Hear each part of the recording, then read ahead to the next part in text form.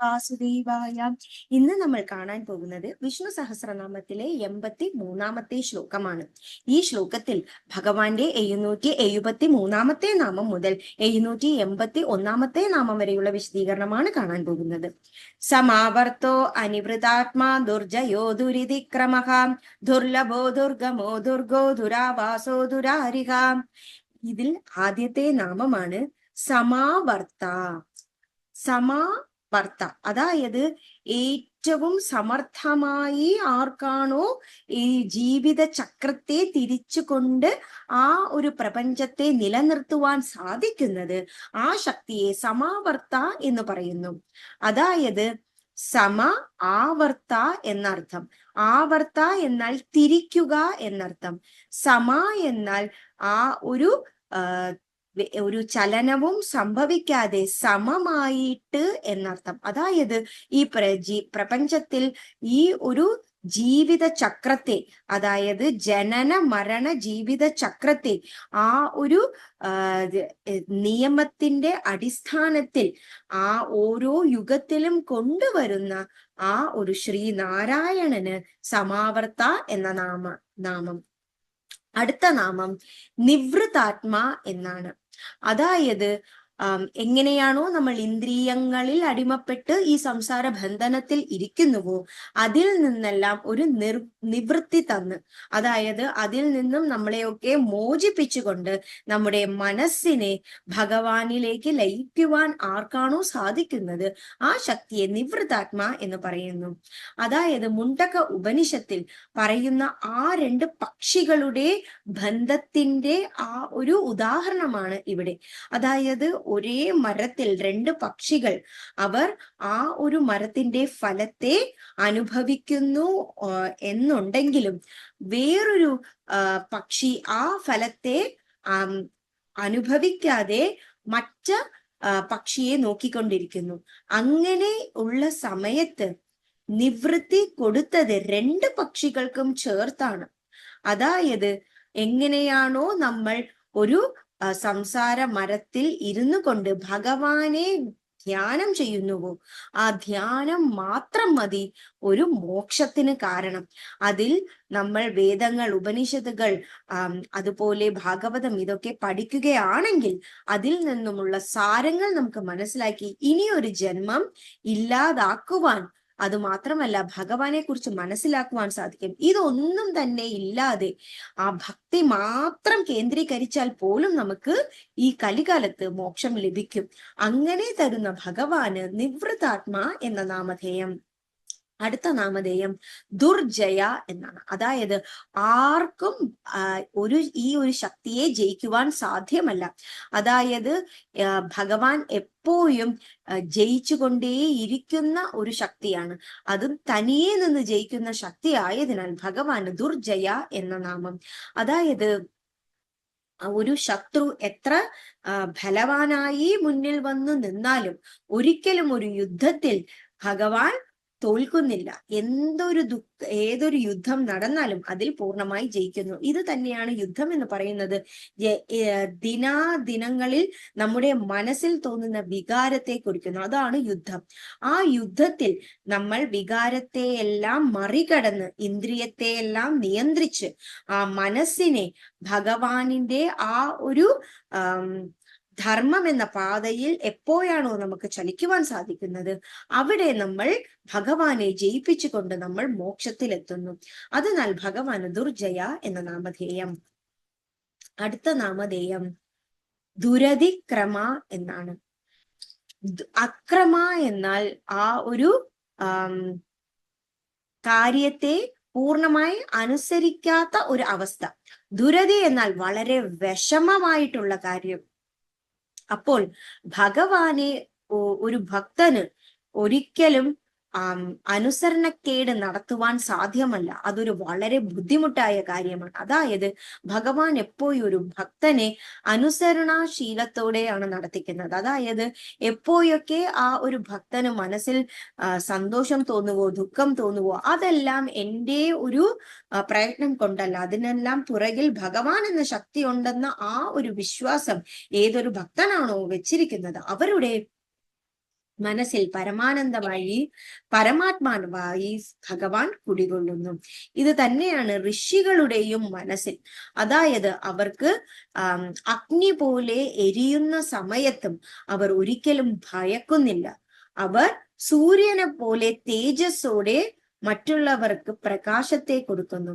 ഭഗവാനും അതുപോലെയാണ്. അതായത് ഇന്ദ്രൻ, വായു, മരണം, ഇതൊക്കെ ഓരോരോ ഇന്ദ്രിയങ്ങളായി നമ്മൾ കണക്കാക്കുമ്പോഴും ഭഗവാൻ അതിക്രോമ എന്ന് പറയുന്ന, അതായത് എല്ലാത്തിലും ഉപരിയായിട്ടുള്ള ആ ഒരു ശക്തി നമുക്ക് എപ്പോഴും മുന്നോട്ട് ഒരു പാത കാണിച്ചു തരുന്നു. നമ്മൾ എപ്പോഴെല്ലാം ഒരു ദുർഘടമായ ഒരു അവസ്ഥയിൽ നിൽക്കുമ്പോഴും ഭഗവാൻ ഒരു തരത്തിൽ അല്ലെങ്കിൽ വേറൊരു രീതിയിൽ നമുക്കൊരു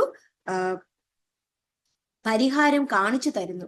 അങ്ങനെയുള്ള ഭഗവാന് ദുരതിക്രമ എന്ന നാമധേയം. അടുത്ത നാമധേയം ദുർലഭ എന്നാണ്. അതായത് ഏതൊരു ശക്തിയെയാണോ നമുക്ക് വളരെ വിഷമമായി തോന്നുന്നുവെങ്കിലും വളരെ എളുപ്പത്തിൽ അങ്ങനെ കയ്യിൽ സഫലമാക്കുവാൻ സാധിക്കുന്നത്, ആ ഒരു ഭഗവാനെ ദുർലഭ എന്ന് പറയുന്നു.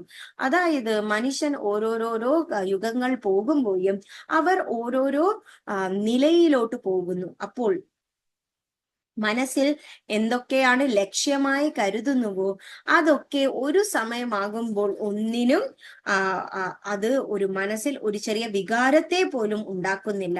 ആ ഒരു അവസ്ഥയിൽ ഈ സംസാരവുമായിട്ടുള്ള ഏതൊരു വസ്തുവും നമ്മുടെ കയ്യിൽ ഉണ്ടായത് കൊണ്ടോ ഇല്ലാതിരിക്കുന്നുവോ അതിന് ഒന്നും ബാധിക്കുന്നില്ല. കാരണം നമ്മുടെ ഭഗവാനെ ലയിക്കുന്ന സമയത്ത് ഇതൊന്നും തന്നെ നമ്മൾ കയ്യിൽ കൊണ്ടുപോകുന്നില്ല. അതിനാൽ ആ ഒരു പതുക്കെ ആണെങ്കിലും വളരെ ദൃഢമായിട്ടാണ് നമ്മൾ അടുത്ത നിലയിലേക്ക് പോകുന്നു എങ്കിൽ, അതായത് മനസ്സിൽ തനിക്ക് എന്നല്ലാതെ മറ്റുള്ളവർക്കും ആ ഒരു ഭക്തിയെ കൊടുക്കുവാൻ ആർക്കാണോ സാധിക്കുന്നത്, അങ്ങനെയുള്ള ഭക്തന്മാർ അവരുടെ മനസ്സിൽ ഈ ഒരു സംസാര ചിന്തകളൊക്കെ മാറ്റി നിർത്തി ഭഗവാനിൽ ലയിക്കുന്നതിനെ കുറിച്ച് മാത്രമായിരിക്കും ചിന്തിക്കുക. അങ്ങനെ ഭഗവാനെ മാത്രം ലയിക്കുന്ന ആ ഒരു ശക്തിക്ക് ദുർലഭ എന്ന നാമധേയം. അടുത്ത നാമധേയം ദുർഗമ എന്നാണ്. അതായത് ഗമ എന്നാൽ എത്തുക അല്ലെങ്കിൽ നടക്കുക എന്നർത്ഥം.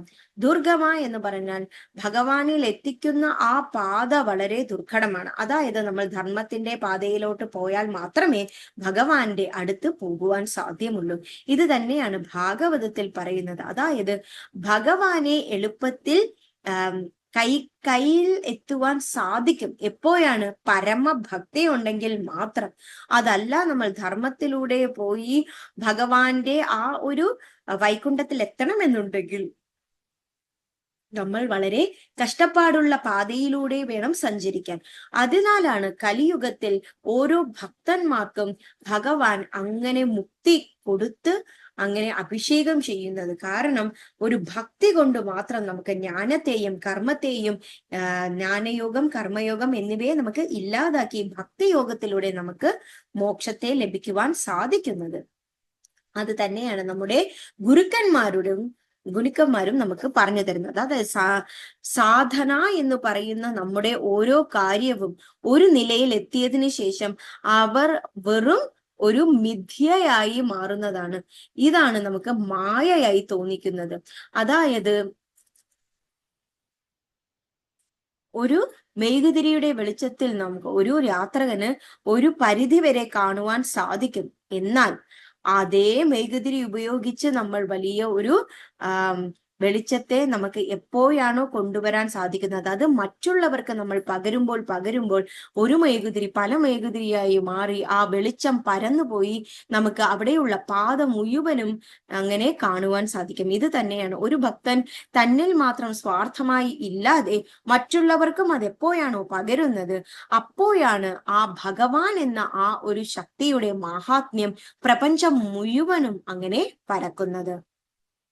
അടുത്ത നാമധേയം ദുർഗ എന്നാണ്. അതായത്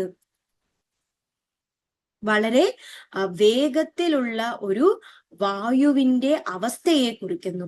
അതായത് നമ്മൾ ഒരു കോട്ടയെ വലിയൊരു കോട്ടയുടെ മുന്നിലാണെന്നുണ്ടെങ്കിൽ എത്ര വലിയ ഒരു കാറ്റ് വന്നാലും ആ കോട്ടയെ ഒന്ന് ഉലയ്ക്കുവാൻ പോലും സാധ്യമല്ല. അതുപോലെയാണ് നമ്മുടെ ഭക്തി എത്ര ദൃഢമായി നിൽക്കുന്നുവോ വേറൊരു വികാരം വന്നാൽ പോലും ആ ഭക്തിക്ക് ഒരു കോട്ടവും സംഭവിക്കുന്നില്ല. അത് നമ്മുടെ ആ ഒരു സന്തോഷമായാലും ആ ഒരു ആഗ്രഹമായാലും അതെല്ലാം മറികടന്നുകൊണ്ട്, മായയെ മറികടന്നുകൊണ്ട് വളരെ ധൈര്യപൂർവം ഭഗവാനിൽ മാത്രം നമ്മൾ ലയിക്കുകയാണെങ്കിൽ ആ ഒരു കോട്ട എന്ന പോലെ നമുക്കും ഭഗവാൻ എന്ന ഒരു ശക്തി നമ്മുടെ കൂടെ എന്നും സംരക്ഷിക്കുവാൻ കാണുക തന്നെ ചെയ്യും. അതിനാൽ ഭഗവാന് ദുർഗ എന്ന നാമധേയം.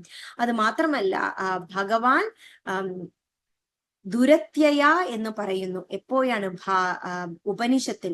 എന്തെന്നാൽ സത്യമായിട്ടുള്ള ആ ഒരു ഭഗവാന്റെ സ്വരൂപത്തെ നമ്മുടെ ഇന്ദ്രിയങ്ങളാൽ നമ്മൾ അത് കാണുകയും കേൾക്കുകയും അറിയുകയും അതിനെ നമ്മൾ മനസ്സുകൊണ്ട് ചിന്തിക്കുകയും അതുപോലെ നമ്മൾ ജ്ഞാനം കൊണ്ട് അതിനെ നമ്മൾ ആർജിക്കുകയും ചെയ്യുമ്പോൾ ആ ഒരു വലിയ ശക്തിയാണ് ആ ഒരു സത്യം എന്നുള്ള ആ ഒരു കാര്യത്തെ നമ്മൾ മനസ്സിലാക്കുന്നത്. അതാണ് നമ്മളിപ്പോ പറയുന്നത്.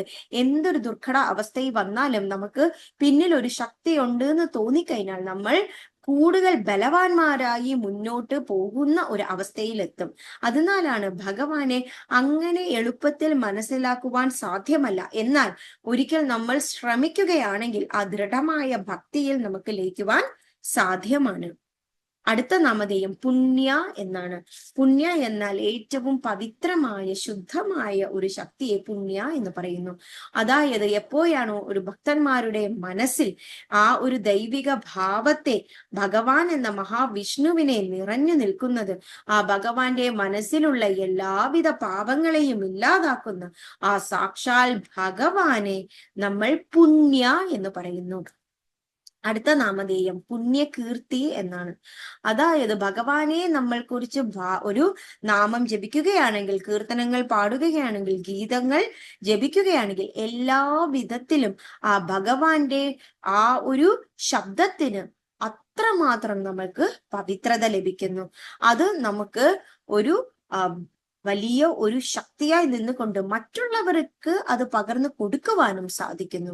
അതിനാൽ ഭഗവാന്റെ ആ രൂപത്തെ, ആ തേജസ്സിനെ പുണ്യകീർത്തി എന്ന് പറയുന്നു. ഈ ശ്ലോകത്തിൽ അവസാനത്തെ നാമമാണ് അനാമയ.